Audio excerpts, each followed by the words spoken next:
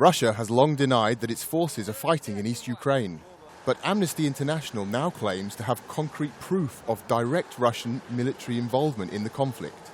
Amnesty International Secretary General Salil Shetty says that satellite evidence and eyewitness accounts collected by the human rights NGO leave no doubt that this is now an international armed conflict. Mr. Shetty spoke exclusively to Ukraine Today about the implications of these findings and the need for all sides in the conflict, including the Kremlin, to seek an end to the bloodshed. Secretary General Shetty, thank you very much for joining us tonight on Ukraine Today. Amnesty International has today become the first of the major human rights organizations in the world to recognize the conflict in East Ukraine as an international conflict specifically. How do you think that's going to impact on international perceptions about what's happening in the country? If I may, before I respond to your question, could I just send a message to the Ukrainian people from Amnesty International just to express our sympathy, our condolences, our solidarity. So many people have lost their lives, their livelihoods, hundreds of thousands displaced, and I just want to say that at the very outset. In terms of, yes, you're right that we are the first major human rights organizations to call this an international conflict, and I should say that when Amnesty makes a statement, it's based on direct, on-the-ground evidence. We are independent, impartial. We are not at anybody's bidding, so we speak truth to power. So certainly, I think the newly acquired satellite images that we have from the Novazok region is showing a very well-organized mobilization of artillery and armored units in a way that the separatist forces simply could not have done without the backing of Russia. Equally, this is on top of eyewitness testimonies of what's happening on the ground, of border crossing of tanks, Russian tanks. So I think from our side, there's no doubt that Russia is now a party to the conflict. They're actively and directly involved, and there are serious implications of this statement.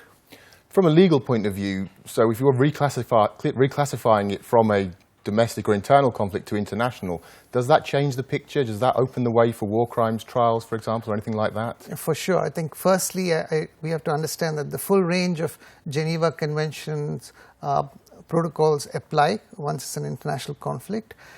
Secondly, also in terms of the direct responsibility for war crimes, to the extent that Russian troops are involved, but also to the extent that Russia is supporting separatist forces, there is individual accountability. And yes, they could be taken to The Hague for war crimes. Anybody responsible could be taken to The Hague. That would require Ukraine to fully submit itself to the Rome Statute, to the International Criminal Court, which they have not done. So they need to do that. And it's also only for crimes after Ukraine signs up to ratifies the Rome Statute fully, so it's not retrospective. I must say that, while it's really important, Amnesty International has been really calling for Ukraine to sign up to ratify the Rome Statute, but at the end of the day, national justice systems are going to be most important in this case. So when you talk about responsibility on the Russian side for the military engagement, we're talking presumably about the command of Russia, the command, i.e. the commander-in-chief.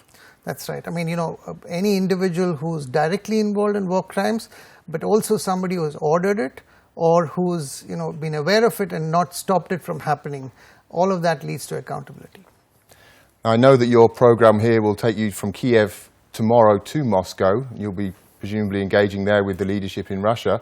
Now, the Kremlin has consistently adopted a policy of blank denial, despite the fact that evidence has continued to mount up to the point where, in many people's eyes, it is undeniable. Presumably, they will continue to do that. How do you hope to somehow break through that, or make an impact, or somehow suggest that the time has come to change tack? The way Amnesty International works is that we focus on gathering the evidence and speaking the truth. Governments could be in denial, but that doesn't change the fact. We are not getting any meetings in Russia with the key leadership, and that's a clear indication, unlike in Ukraine, where I am meeting the Prosecutor General, I am meeting the Prime Minister. So I suppose that tells you of some of the differences. But we are going to Russia, we're going to meet with civil society, we're going to meet with media, we're going to meet with anybody who's ready to listen to the facts. Since you've made this declaration today, presumably you've already had some initial feedback. What has been the response from within the international NGO community, perhaps from the international diplomatic community? Have you had any reaction there that you could share with us? I mean, in a sense, the evidence was growing.